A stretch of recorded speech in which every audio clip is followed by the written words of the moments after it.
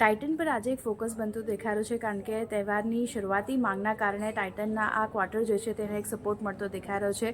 Q2ની વાત કરી લઈએ તો નફો 42.7% વધ્યો છે, આવકમાં 25%નો ગ્રોથ જોઈ રહ્યા છે, એબિટા 43% વધ્યા છે અને માર્જિન પણ સુધરતા દેખાઈ રહ્યા છે. સેગમેન્ટ વાઇઝ પ્રદર્શન જોઈ લઈએ તો જ્વેલરી બિઝનેસમાં 21%નો ગ્રોથ નોંધાયો છે. સોનાની જે ઊંચી કિંમતો આપણે જોઈ રહ્યા છે અને ફેસ્ટિવ ડિમાન્ડનો ખાસ કરીને અહીંયા સપોર્ટ મળ્યો છે કંપનીને.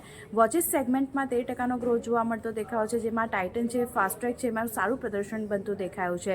આઈવેર અને તનિષ્ક ઓવરસીઝમાં પણ એક મજબૂત ગ્રોથ આ ક્વાર્ટરમાં આપણને જોવા મળતો દેખાયો છે.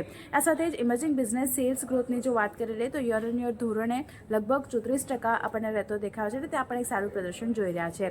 કંપનીનો કોલ કરવામાં આવ્યો હતો અને કોલમાં કંપનીનું કહેવું છે કે ખરીદીને બૂસ્ટ આપવા માટે ઓછી કિંમતોના પ્રોડક્ટ તેમણે શરૂ કર્યા છે, સાથે માંગને વધારવા માટે સ્ટોર્સમાં 14 કેરેટ ગોલ્ડની ના પ્રોડક્ટ પણ તેમણે રજૂ કર્યા છે અને સોનાની કિંમતો જો હવે અહીંયાથી સ્થિર રહેતી જોવા મળે છે તો પછી Q3માં આવક અને નફો ખાસ કરીને કંપનીનો વધતો જોવા મળી શકે છે.